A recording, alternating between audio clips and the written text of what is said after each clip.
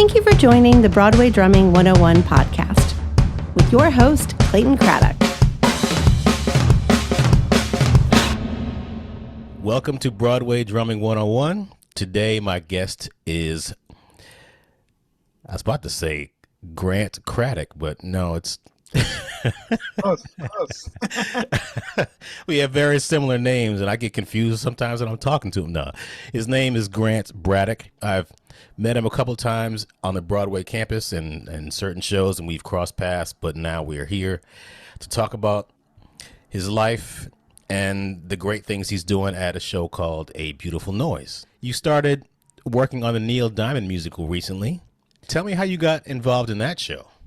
I'd say about a year ago, they were doing a workshop, and I'll preface it by saying a lot of jobs that I've had and will have, I'm sure, other drummers have conflicts and have to bow out, and so they kind of go down a list. And so that happened for a workshop of a show, and I was lucky enough to be available and get the call.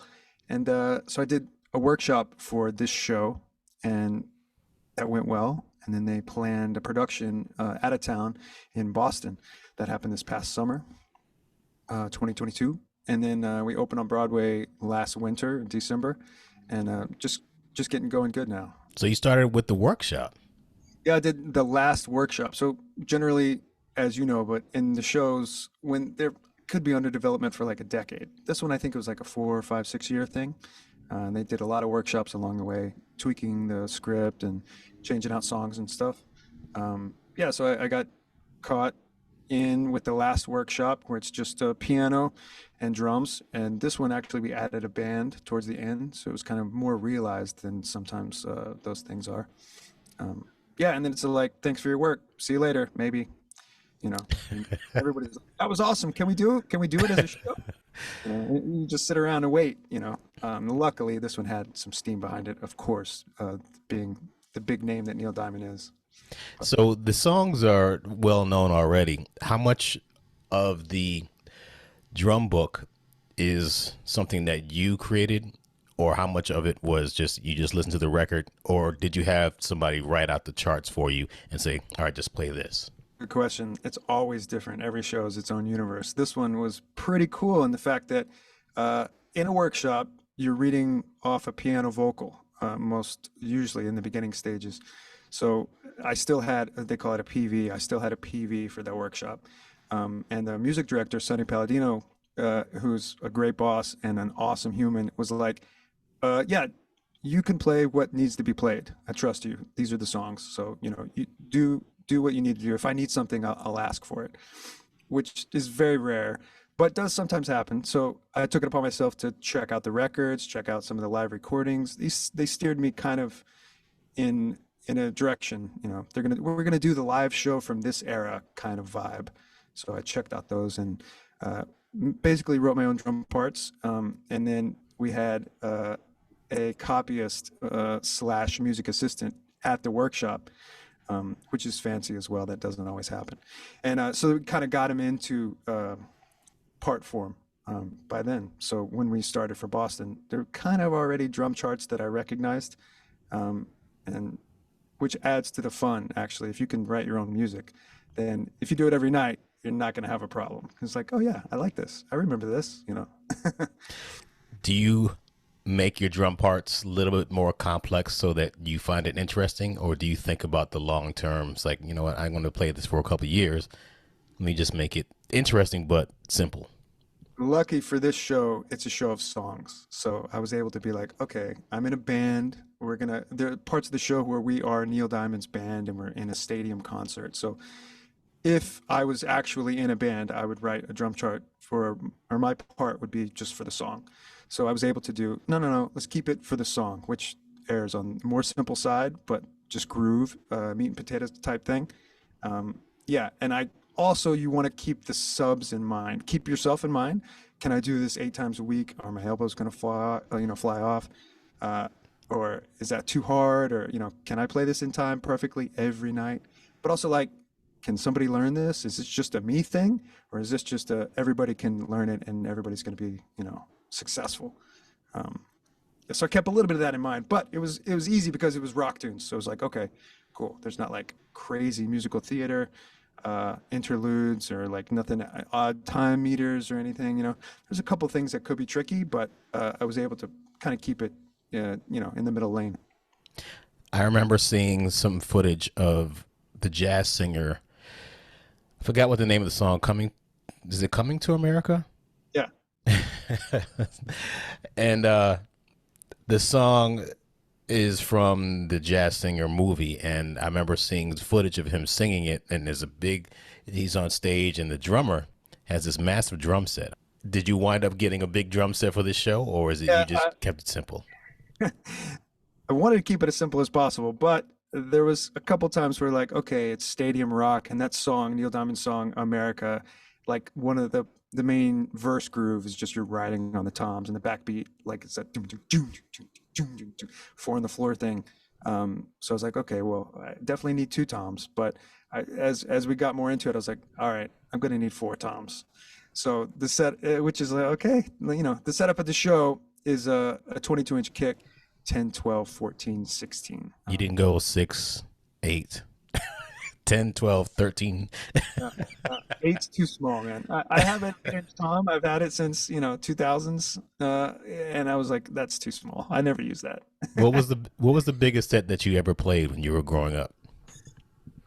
Man, I mean, like Neil Peart being an influence, if I had it, I would have played it. But I started with like a 4-piece, 5-piece, yeah. But professionally, I feel like 4 toms is kind of all you can get away with. There might be some percussion or like I have yet to be paid to play rototoms yet, but I can't wait for that. Well, speaking of influences, let's go back to your childhood and what got you into playing drums. Okay, well, I'm from Dallas. I grew up in Dallas and went from Garland specifically, went to Mesquite schools. So Texas is a big football area, and I was definitely too small to play football past a certain age. So I went to the band. So like 7th grade, got hip to the band, auditioned for the concert bands and stuff. And I remember I really owe it to my mom, I guess, because she was like, "Hey, we should do this. There's a night you can go and see if you want to audition for the band and see what that's all about." Okay, I don't know what that is, but let's do it. And the trumpet line was really long and popular. Everybody wanted to play trumpet, and then the percussion line was like out the door almost. We stood in both lines. It was cool, but the percussion line, I remember, it was like through the cafeteria. As you would go in to get your food, that was the line, as we were getting to the front of the audition line or the go and see line. So we got to the front where you'd like pay. This was at night, so of course there's no food, but you met the instructor, and he did like a little audition just on his knees, like, okay, repeat after me, like a Simon Says type thing, which is pretty impressive from now that I think about it. It's like you weeded out all those kids just by like sitting there and patting on your knees. But anyway, I passed. I was like, okay, yeah, I think I want to do that. So it was like 7th grade, technically 6th grade going into 7th grade. So it started in 7th grade with like practice pad and bell kit for 2 years. And then the high school is where the drumline thing really took off. So it was like marching band every morning, concert band during the days, super competitive, borderline unhealthy, but I made it out. It didn't scar me too much, which could lead to a little bit of maybe the skill of subbing without like totally freaking out, because it is a little high stress. I guess through all high school involved with that.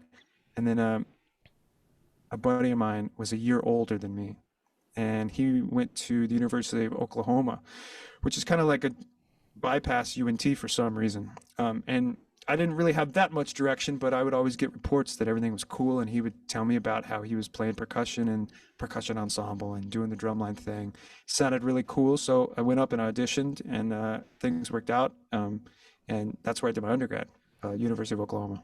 Yeah. And you studied percussion, drums? Percussion, yeah, classical percussion. I mean, I could start ranting, but I won't. The classical world and the jazz world, if you're a drummer, okay, drum set, and every percussion instrument under the sun, it's all fair game. You should get as much of any of that as you can. But at the time and probably now, it's very segregated. Like, oh, are you a jazz studies? or oh, classical percussion. I was like, yeah, both. I want to do everything. So, as much as I could, I did both. My degrees are in classical percussion, but I always played drum set in the big band, did combos when I could. The steel band was a big thing, and you're at OU. So that was cool. That was like playing drum set, not big band. So that was like kind of my first taste of like this kind of a pop thing. Yeah, a bunch of hot rod playing. Steel band. What's that? Yeah, it's steel pan. Oh, steel pan. Okay. Yeah, There yeah, was a steel pan band. yeah. All those state schools, especially down there, they've got a lot of funding, and so they're like not necessarily like world music bound, but the steel band was one of the things that the percussion department kind of had going, and they'd send us out to do anything over campus, like, oh, we got this event, we need some entertainment. Oh yeah, send the steel band, they're free. uh, we would do it. It's great, good experience, and we'd play on the percussion ensemble concert every year, and keep it fun. So you're in junior high. What were you listening to at the time? Led Zeppelin. Oh, really? Sure. Yeah. It's weird when I got hip to like drums and rock drums and what is that and just music in general, like with that in mind. I didn't start like in, when was that? 93. I didn't start with what was current then. I started a couple years back, Nirvana-ish, and then even further back, like Led Zeppelin vibe. So yeah, the influences were like Bonham for sure. Heavy rock drumming. But it was also like, the Seattle scene was happening in rock, and it was about to be, if not already, like the early hip hop scene that was gonna come to the radio. A little slower, being Texas, it's far away from the Bronx, but all beats though, all crazy stuff that you could be like, I think I'm hearing something. Let me sit down and try to play along. Was there somebody that introduced you to Led Zeppelin? Probably. My first drum teacher, his name was Mike Myers, not the actor, but the drummer. And he was a big prog rock guy, I think, looking back on it. But, we would do the practice pad, all these rudimental warm-ups and go through the lessons that we needed to accomplish learning technique. But in his studio was this massive drum set. And he would always say, if we get through all we have to get through, we can start learning drum set.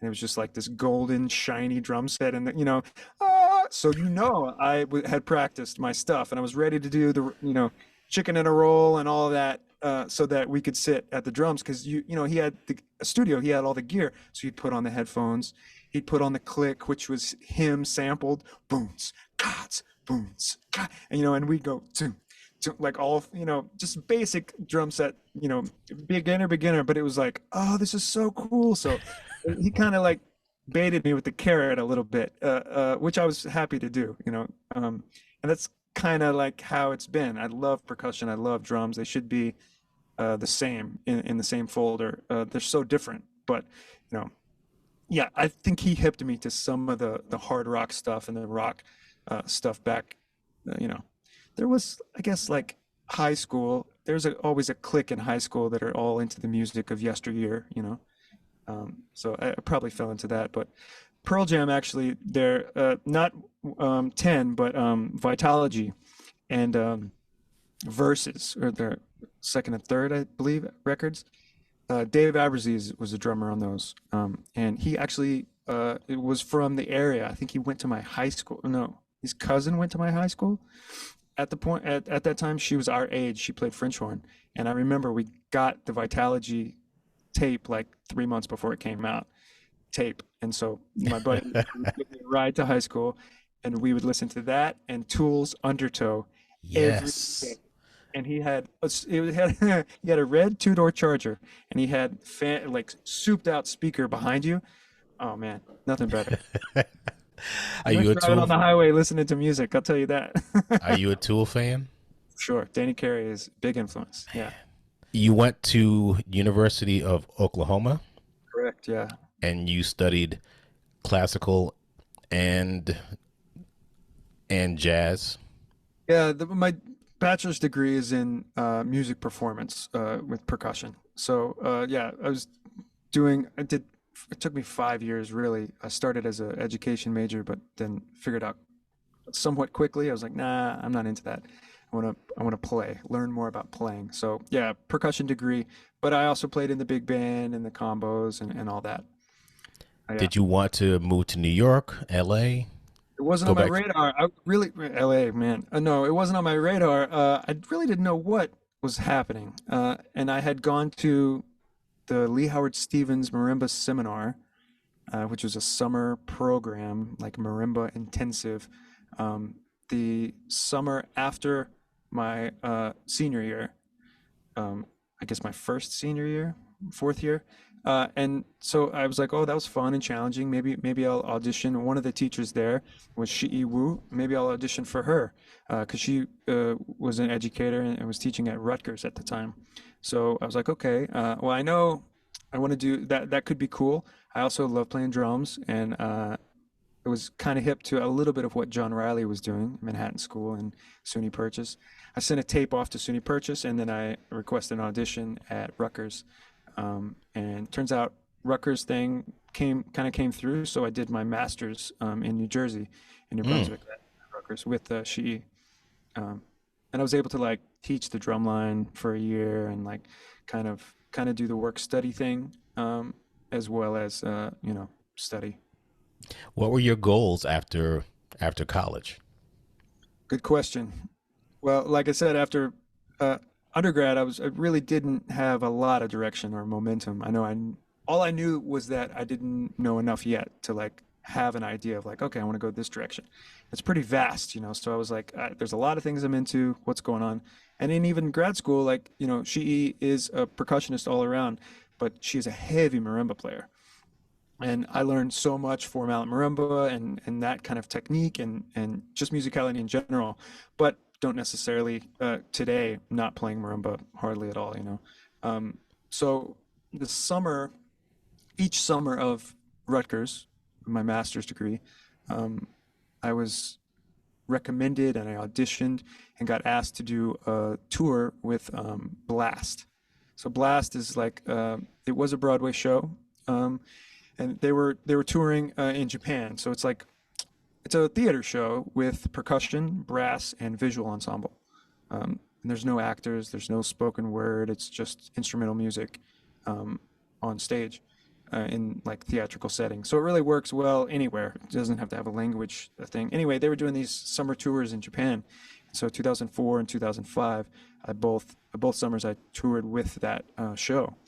So that was kind of the first theater thing, professional theater thing. I was like, hey, this is kind of cool. Like there's all these different disciplines coming together, at this level, doing something fun. And it was a lot of drumming, which is great. Yeah, I barely remember that, but I do remember hearing about it, and I think I've seen some footage of it. But playing a show like that, did you ever have any situations where you wind up getting any kind of drumming injuries?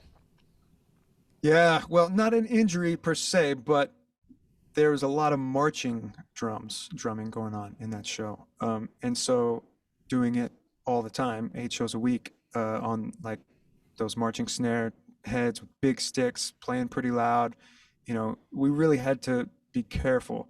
I would say like now looking back on it, I remember in high school there was a time where I was like, man, my wrist hurts, or like, oh, my arms are sore. Why, And looking back on it, like, the marching band, if you don't take care of technique really early, can kind of come back and bite you. That with anything, it's like that. But I feel like playing a loud marching snare drum, that's gonna be an issue sooner than later. So there was some injuries, luckily not with me, because we were running around and playing drums like crazy people, all kinds of drums. Like, I remember like the taiko style concert bass drum, four mallet marimba. Uh, I was got to play some congas, play some timpani vibes. There was a drummer there. Sometimes I played, I think, one tune drum set and then jumped off. Um, but it was luckily to stay healthy. Something I still use today is this gyro ball for my, like, you can use it to warm up. You can use it to I'm not paid by them, by the way. I was about to say. As a matter of fact, I have one of these. Yeah, and you wind it up, and it spins in your hand, and as it's spinning inside, you feel it here. Yeah, and so you can. It's like a therapy. It's like a PT tool, Oh but wow. the drummers, like way back in 2004, the lead snare drummer, he was having a lot of issues with his wrist just being overused and tired. And so he would do that every day to cool down. You can also use it to warm up. Like if I'm running somewhere and I can't get to a practice pad or whatever, you can use that. Anyway, I'll drop you a link. Is that Yeah, okay? that's Yeah. It's very cool, and so that it has helped because you always got to keep. I mean, if you want to, I want to play drums until I don't breathe, right? And if I want to be able to do that, then I got to stay a certain way, and I have to like kind of get out ahead of like what could be an issue. you did the Blast show 2004, 2005. Did you have an idea that theater was going to be your path? Well, I came back after 2000. I guess it was after the first summer tour I did, and I came back to grad school, and I was like, "Oh, that was great! I'm so into this. This is cool. Is this a thing? Let me ask some teachers. Like, what's going on? Is this a thing in the States or?" And one teacher that was teaching at Rutgers at the time was Chris Deviney, who's the principal percussionist for the Philly Orchestra, and I think so it was my second year of grad school. I'd already done my recital. I was pretty much finished with taking lessons, but I still had one lesson left for the school. So she was like, "Yeah, go take a lesson with Davini." And I really wanted to get some of his knowledge because he's a master of many things, but I wanted to get a little bit of his snare drum knowledge because I knew he was a big snare drummer. And coming from a rudimental background, there's a lot there, but the orchestral world is completely different. And I wanted to see what was different, see what was the same. He was like, "Oh yeah, Blast. I know those guys, some of the original guys." And he's like, "Oh, you like the theater, huh? Oh, you got to talk to my friend, Rolando Morales Matos." It's like, "Okay." He plays at the Lion King. "Oh, okay." You just say yes, sir, and move on with that kind of thing. And so he's like, "Yeah, when you come back from tour, give him a call. I'll let him know you're going to call him." Okay. So I came back from tour, called him. Orlando says, "Do you live in New York?" I was like, "Well, not yet. I just came back from tour." He's like, "Okay, call me when you live in New York." Uh, wow. you know, but so I was like, "Okay, well, I knew I had to come up to take the comprehensive exams to like officially finish at Rutgers." And so I was like, "Okay, well, maybe I'll hang out. I think I should follow this path." Anyway, right place, right time. He needed a sub. Uh, I went and watched him play the show a couple times, 10 times in 2 weeks. And I had nothing else going on. I was like, I don't have anything else going on. If you'll have me, I'm down to do whatever I need to do. Learned the show within those 2 weeks, and then played my first show, 2007. So tell me what that was like playing your first show on a Broadway show. Yeah, I was shitting my pants. That's the truth. But you never know if you're prepared. I mean, you hope you are. You prepare for the worst, and then I kind of lucked out because he's also an associate conductor, so he conducted my first show. So it was a little bit of a safety net there, I guess. But had I not done well enough, he definitely would not have asked me back. Yeah. Did he personally give you notes afterwards? Oh, for sure. For sure. And you were like, "Yes, sir. Yes, sir. Yes, sir." Yeah. Have you ever gotten notes from someone at a show and you're like, "I don't know what you're talking about. I didn't do that."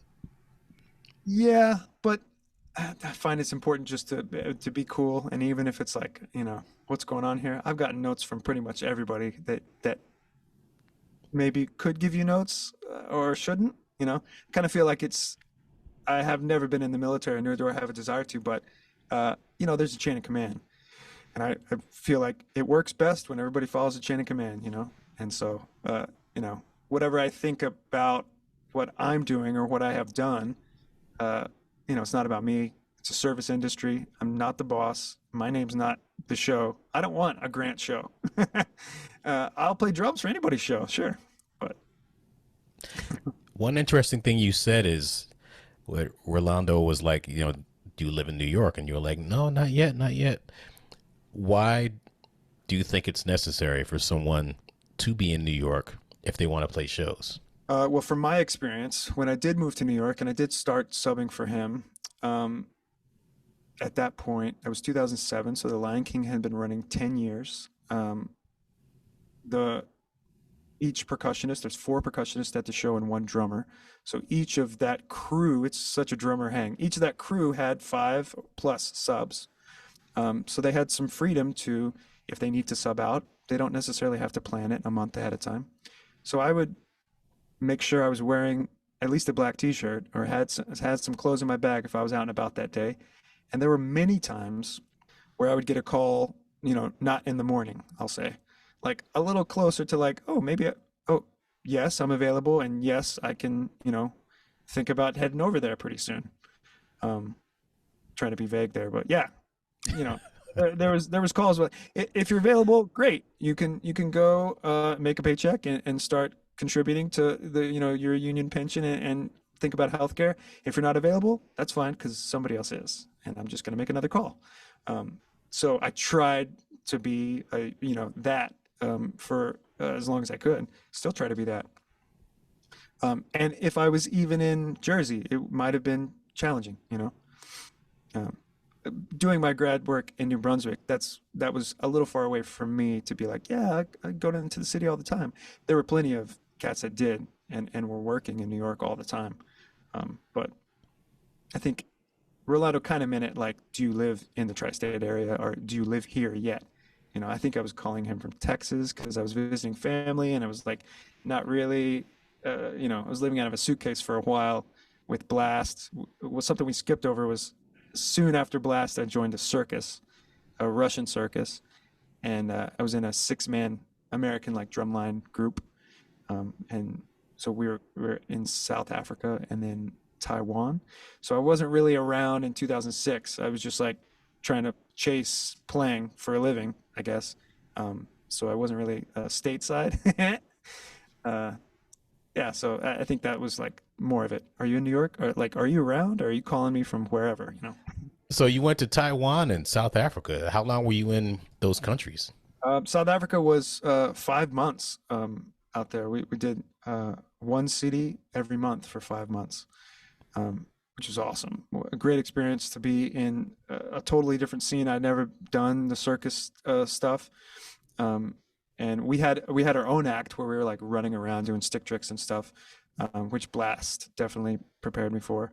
And then about a month after being there, the drum set player, they had a circus band. The drum set player was this Russian guy. I can't remember his name, and he decided he was done, and so he left, or he was gonna leave. And I stuck my hand up, and I was like, I can do that too. I would love to. And they're like, okay. And so I watched him play the show once, and like did my shorthand of what the book is or could be. It's very musical theatery. I wrote the book, but I think he was just playing the tunes. There wasn't any music, so I learned it. And when he left, I got to do that too. So I would dump the drums from the act and then run up on to the little platform and play a drum kit, which was where the real experience happened for sure, because you were playing 3 hours straight. It's like circus drumming is traditionally busy, I guess, but yeah, that was fun. So that was 5 months in South Africa. Then we took a month off, and then started up in Taiwan again. It was supposed to be a lot longer than it was, which is another story about, you never know. It was a Wednesday. We were in Taiwan, in Taipei, and we had been there for probably like 6 weeks. We're supposed to be there a lot longer and then move to a couple different cities. And it was a Wednesday, and they called the group I was with into the office, and they said, "Well, you're going home on Monday. We're finished, or we have to cut costs or whatever." It was an Australian promoter, and we couldn't really do anything about it, and so kind of got stiffed on the money. And all of a sudden, I was home, and I was like, "Wait a minute! I had worked through March. It's like Thanksgiving." Ah, Yeah. So you live and you learn. But that was definitely a learning moment. being a musician in New York City, or being a musician in general, you have to be comfortable with uncertainty. How have you dealt with that over the years? And, that might have been your first experience saying, all right, the show's closing. And you're like, damn, what do I do? How do you handle that? And how do you get comfortable with the fact that you are in such an unstable business? Yeah, I don't know if you can be comfortable with it, but you can do. I try to do as much as I can to plan for it. Just talking about what skills. Like I would play a show. I mean, work is work. I've had shows where I was the percussionist. I've had shows where I was the drum set. I've had shows where you're doing a little of both. And so the fact that the more prepared I am to be the musician that they need, the better chances of having employment. So I guess diversifying your skills, whether that's drums and percussion or other aspects of music altogether, try to always keep your pulse on what's happening as far as like what's hot. I would love to be a studio musician. Wake up every morning, make breakfast, go to the studio, have lunch, go to the studio again, maybe a different studio, get dinner, go home and play the show. That'd be awesome. Full day of studio work and then go play a show. Man, I think I missed the boat though on like that kind of studio musician. But everybody's making their own way in that now. Diversity in your skills, I guess, would be my answer. After the Lion King subbing experience, did that lead to other opportunities in New York? Definitely a lot through Rolando and some through chance. Funny subbing story is when I'm a big Duncan Sheik fan, so his first record was really cool. I remember listening to that a lot. And Spring Awakening was on Broadway, and I went and saw it. I don't go see a lot of shows or have not, but I enjoyed it. It was so cool. I was like, oh, drums are on stage, band's on stage. That's awesome. One of the jobs diversifying that I had was working. I found a djembe teacher because there was kind of a hole in like what I wanted to have a cursory knowledge of was like West African percussion. The djembe was really cool to me, but I didn't know anything about it. I played it, sure, but didn't really know. So I found a teacher here in New York after I started subbing at the Lion King through some of those people. I was like, hey, I'm looking for like, some instruction in West African djembe. I got hooked up with this guy named Michael Marcus and his teacher, Mbemba Bengora. They're both here in New York and great resources, totally slamming. It's like a whole world opens up, when you learn a different culture, music, and a different instrument. So I was studying with him, but I was also working at his drum shop. So like reskinning djembes, packing up drums to mail out, anything that needed to be done. And there's somebody came in to pick up some drums once, and I was like, hey, I saw you on stage at Spring Awakening. He was the drummer at Spring Awakening, Trey Files. And he's like, yeah, man. Oh, cool. And talking. He's like, well, if you'd ever want to come watch the show from the stage, from closer, you're totally welcome to. I was like, you can do that? Of course. Yeah. So he sat me behind the piano and I was like hidden from the audience. And I got to really see what was happening. And that was cool. And that led to, I don't need any subs right now, but if you want to take the book and learn it, you never know what's going to happen. I was like, thank you so much. Of course. I learned it. A year later, probably forgot about everything, but then he needed another sub for his sub roster. For some reason, one of his subs probably got their own show or moved away, and so I got the call, and I was able to play like 15 Spring Awakenings before it closed, and that was the first time I had played drum set Broadway, and so it was like Lion King was percussion, and then Spring Awakening a couple years, maybe 2 years after that. That's cool. Yeah, so you never know. Yeah, that's true. You really don't. You never know where opportunities may come from, but it's good to stay open. That's great. It's a great story. Subbing for Trey Files, right? Correct. I get whenever I hear Trey, I'm like, is Trey cool? Of course, I know Funny he's a enough, drummer too. because Trey Files played the drum set for American Idiot on Broadway. Trey Cool is the drummer for Green Day. That's interesting. Clayton, I didn't put those two together. Confused now. Trey Cool, Trey Files, Grant Braddock, and Clayton Craddock. They should have like a drum law firm. Did you wind up subbing for him at American Idiot? I did. So like, one thing follows another. You do a good job, people are going to ask you back. So luckily, Spring Awakening was cool. Everything was fine. And so down the road, Trey had this show, and he said, "Want to sub for me?" Of course. So, you want to play punk music on Broadway? Okay. Sure. So yeah, I got to sub for him for the year on Broadway that it was open. And then the show closed, and they were going to put out a tour, and Trey put my name, and he asked me if I would be interested, and all in, and he put my name in the hat for the tour, and so I was chosen or got asked to do the first national tour, just like a 6-month thing, but still it was a blast, to get to play that music 8 times a week on the road. So it was only 6 months? Yeah, it was only 6 months. It was a little weird, but yeah, it was only a 6-month thing. And then they continued the tour, but it changed hands, went non-ec, I guess. So it was like a different, whole different scene, different band, different pay rate, all that. But by that time I was like, okay, that's great. Let me get back to New York and then kind of have to pick up the pieces again. 6 months is a while to be out, but, fortunately was able to, start the ball rolling again. I don't know. What do you say? So when you came back, did you wind up subbing at other places, and which shows were they? Yeah. Luckily, Lion King had me back, of course. Long love story with Lion King for sure. So Rolando, of course, had me back. And then I guess that was 2010, maybe. So there was a lot of subbing happening. Most of my career has been subbing.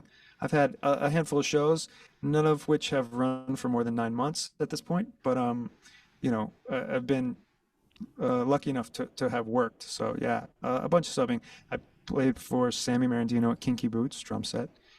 When Trey got another show, albeit short-lived, Tuck Everlasting, I subbed for him. Also subbing for Shane Shanahan there, percussion.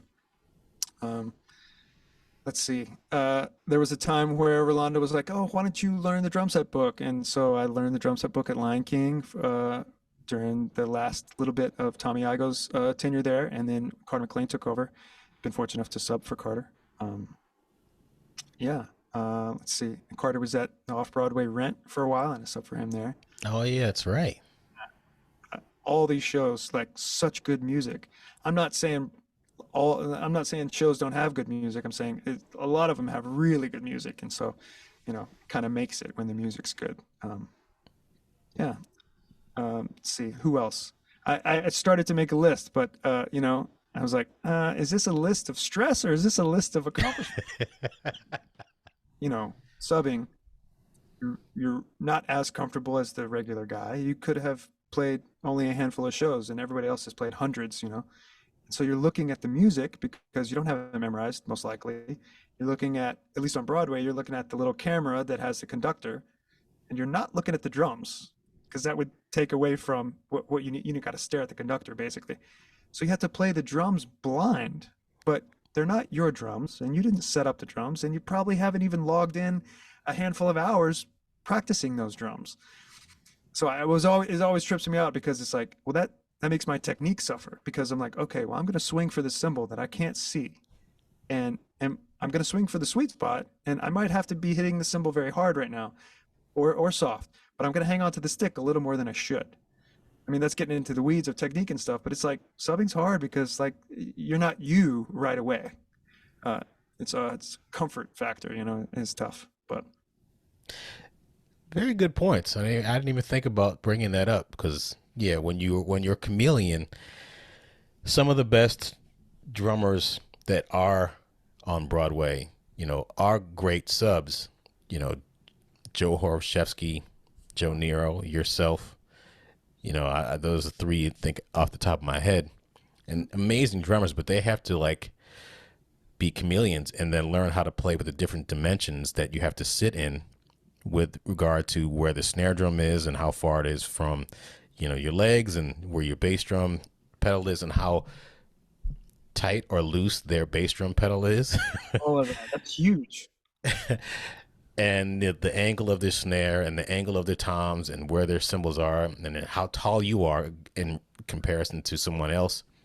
Subbing at those different shows over the years, you learn to be adaptable and you learn to be that chameleon drummer that has, allowed you to play various types of shows and allowed you to get some of the opportunities that you eventually wind up getting, which was, I think, in 2015, you got Amazing Grace. Yeah. Mm-hmm. So what led up to that? That was a connection with Joe Church, who was the music director. He was the original music director at Lion King. And it all comes back to the Lion King, I see. It's crazy. Even more. It's crazy. Yeah, so I think that was the connection. He needed somebody who could play percussion. There wasn't a drummer on the show. The instrumentation was pretty unique. So there was a lot of like sailor march. Is that even a thing?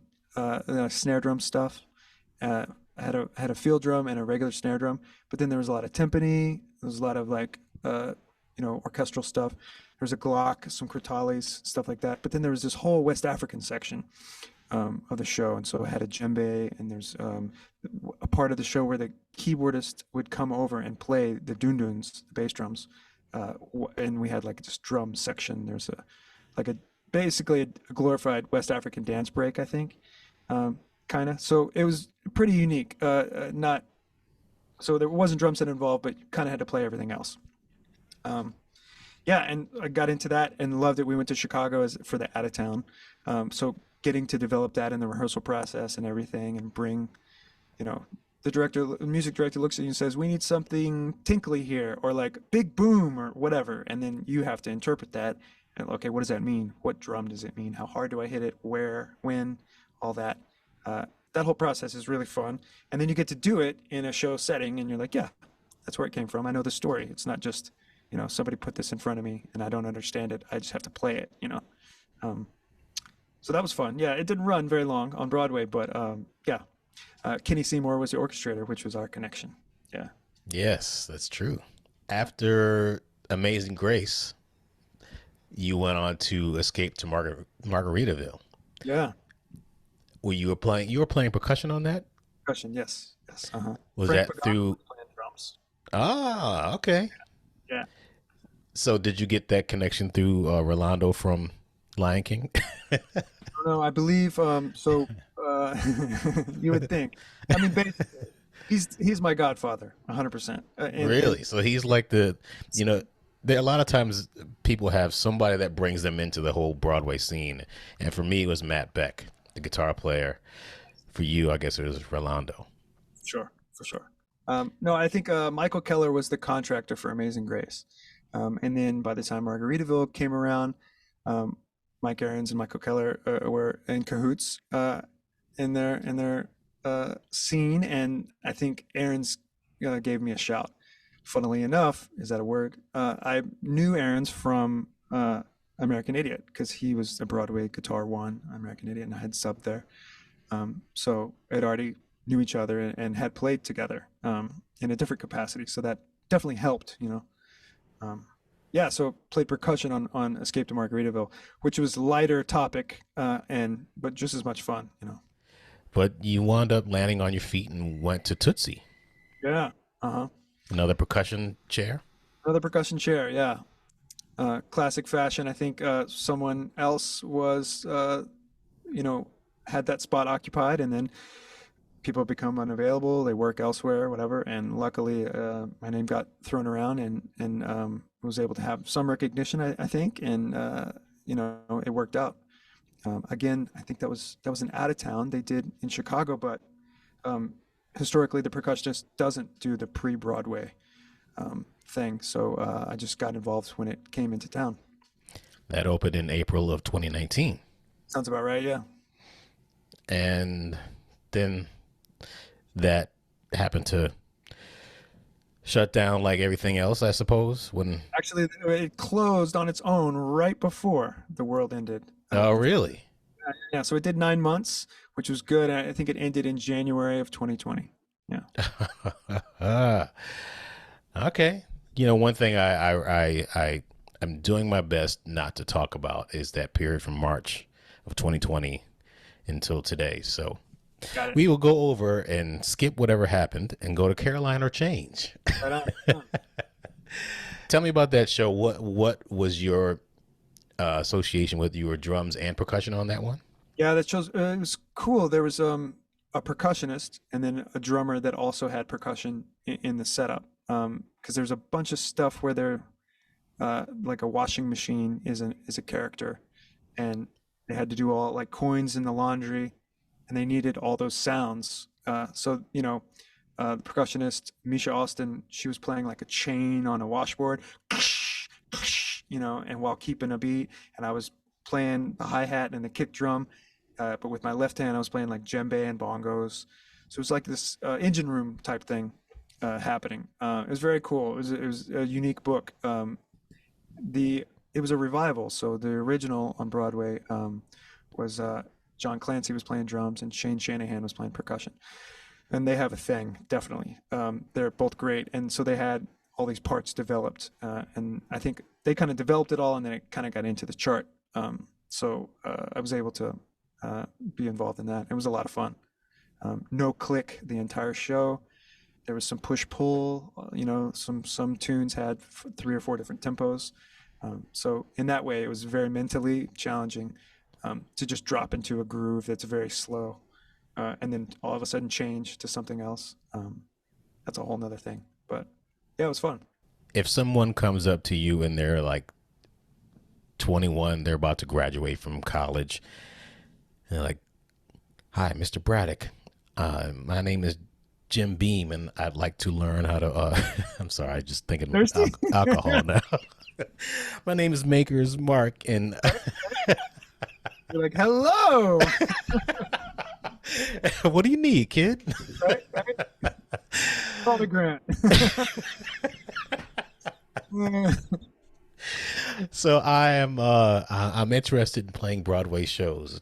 What do I need to do what you have done? I just want to play shows. What should I do? I'd say as much as you can be comfortable on the instrument, every instrument, all the instruments. Percussion is huge, vast, wide, and so is drums in the styles and the choices and what sounds you make. That's number one. I don't know if that's the most important, but I'd say that is an important one.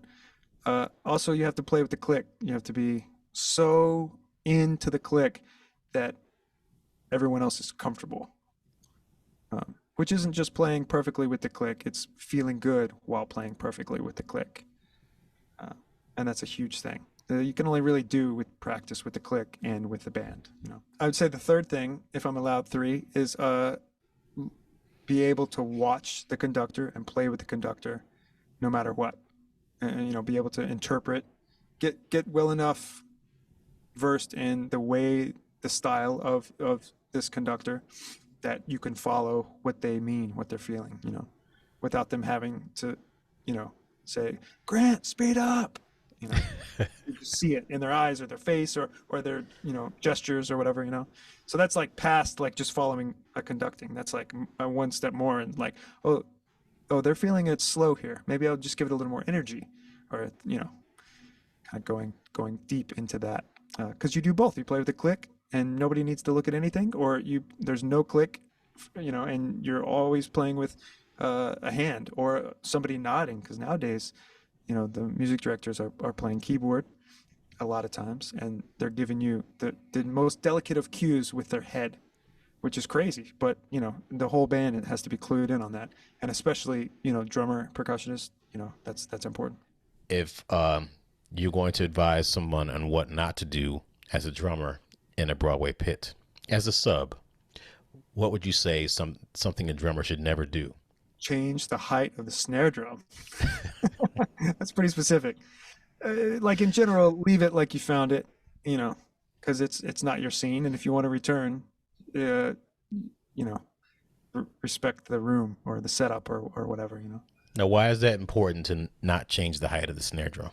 For instance, in A Beautiful Noise, there's a part of the show where the MD points into the camera and I have to go, brah, brah, and then I'm holding a shaker in one hand. I go, brah, brah, and then we play.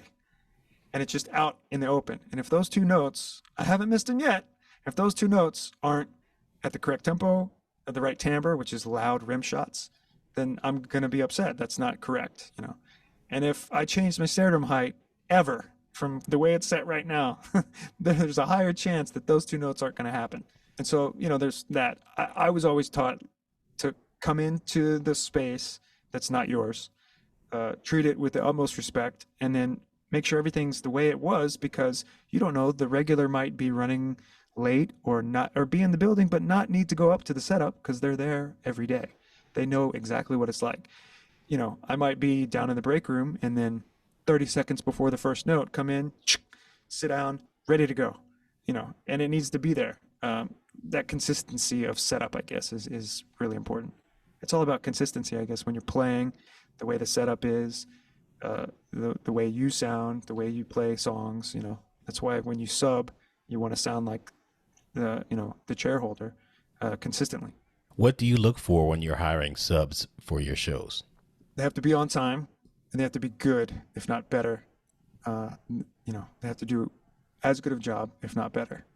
And, you know, they have to be easy to work with, like just cool. I always say that Broadway pays too much to be anything other than just a nice guy. The shows that you've done in the past, what was the most difficult show that you've done, and why? Definitely subbing for Benny Rayner at Hamilton, without a doubt. The percussion chair at Hamilton. Now, why is it so difficult?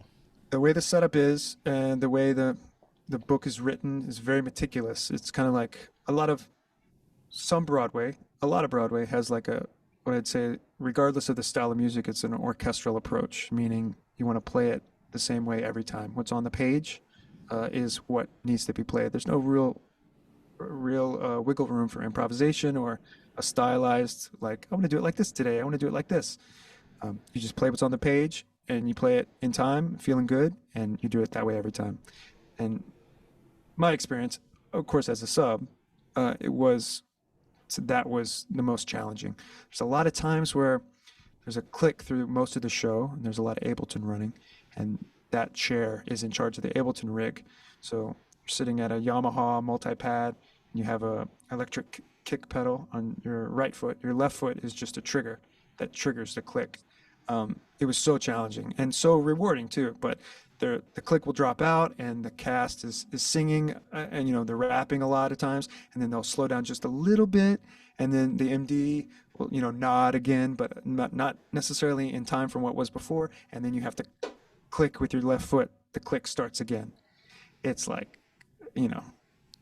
Did you ever press down and not press down all the way? Sure. And then there's a scene, because it's like either the click fired, the click doesn't fire, and then you're like, oh, and then you have to like advance in Ableton, and it's like, oh. And you have Andres Ferrero behind you crushing it, who you don't want to upset at all. Like one of the best drummers on Broadway, you know, Richard Hammond, bass player, like right there. It's like the people that you're with, you know, is like, you want to do your best. You want to have your best foot forward. So yeah, that one was challenging. I'm just curious, what was the biggest mistake you made on a show? I was doing this one thing in Central Park. I can't really remember the details. It was A Winter's Tale. It was the first thing that I ever done of my own. It was like a little summertime run. And I think I was pretty consistent through the whole summer. It was like a couple months. Nothing really. I was doing well.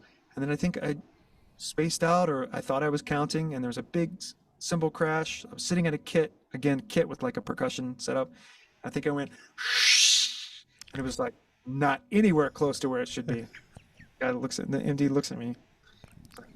No, just laughing, basically. It was fine. It was not a big deal, but like no one got hurt. But you know, at the end, he was like, yeah, that just was so out of character. Like what? That was wrong. Sorry. I guess the heat got to me. I don't know. That's funny. So how do you keep things fresh at your show, you know, doing the same thing the same way every night? What do you do to not space out? Luckily, it's paced well, meaning there's times where we're playing and then there's like a little break, or maybe 2 minutes, which in the grand scheme of things, 2 minutes is a pretty substantial break. So it's easy, not easy, but it's been pretty successful in that I've kept my focus. You're like, start of the show, you play, and there's a little breaks, there's some dialogue, you don't really have to listen. And then because of their songs, like maybe the guitar starts and you're like, okay, come back to earth. Now drop it in, now you play, There's some sequences that's a lot of playing, and that's always easy to stay focused. I'd rather play than not. So the more active or, the more music can be played, the more times you're drumming, the less times you can space out, but also caffeine. I've got a 2-year-old, so I definitely know that I love to drink espresso. Congratulations. Thanks, man. Top 5 drummers of all time. Of all time? I mean, that's too hard. There's not. Your top 5 drummers of all time. It was John Bonham, Neil Peart, Dave Aberzies was like kind of like, of course, there's the Dave Grohl. I think that's 4. How about a modern one? Mark Juliana? Slamming. Who's that? Mark Juliana, he does jazz, a little bit of jazz guy, but he does his own thing. Some solo records lately. Maybe I just got hip to his solo stuff, but the solo records lately are really cool. Mark Juliana, yeah. Juliana. Yeah, he's actually famous? I don't know, Joe Bergamini's student. Oh, wow. Time ago. Yeah. So he's a New Jersey guy, but was around here in New York. I don't know him personally, but does a lot of cool stuff. Do you use any specific gear on your show? The show was lucky enough to have the resources to get a kit, and so I recommended that we get a DW drum workshop kit, and I love how that sounds. Into it. For the theater stuff, it's kind of like a live recording session. So I've had a lot of luck with chrome over brass snare drums. Just, a metal drum rather than a wood drum, for whatever reason. But yeah, I'm using Vic First sticks, 55As, and I'm really digging Zildjian cymbals that I have. Wait, you said a chrome over brass snare drum? Yeah, chrome over brass. So it's a brass drum, but it's chrome plated. Mm-hmm. So wow. It's a metal drum. Yeah. Is it really heavy? Medium. Yeah. Because brass drums are usually pretty heavy. Yeah, and also loud. So got to be a little careful that I don't blow everybody out with the backbeat. But it definitely has a crack. And the rim knocks really come out and they're consistent. So I like them. Yeah, man. You're getting the light right now. Say something, Clayton. Say something. Amazing Grace. I don't know. We done that too much. Hakuna Matata, Amazing Grace. It all comes. Oh wait, where's the sun? Don't go. Don't leave. I'm sorry. Was it my singing, God? I'm sorry. Quick. Sun's moving that quick? That was like a time lapse. Wow. Started talking about brass snare drums and I know, right? Wow, that's weird. Anyway, I have to put that in a little segment on the video here. That was weird. But my singing is. Maybe I'm going to get a snare drum one this weekend or something. I don't know. I don't know what that was, but anyway. The specific one I have at this show is a George Way, 6.5 by 14 chrome over brass. I have to see what that looks like. I have to look that up. Where can people find you on social media, or can they find you on social media? Right. I'm barely there. You can find me on Instagram _Granto_. Yeah. But come see the show. Holler at me. You can find me. All right. It's great to talk to you and finally get to know a lot more about you. And congratulations on your show. Nice to talk to you. Nice to see you. And congratulations. And may you run forever like the Lion King. Yeah. Thanks, Clayton. It all comes back to the Lion King.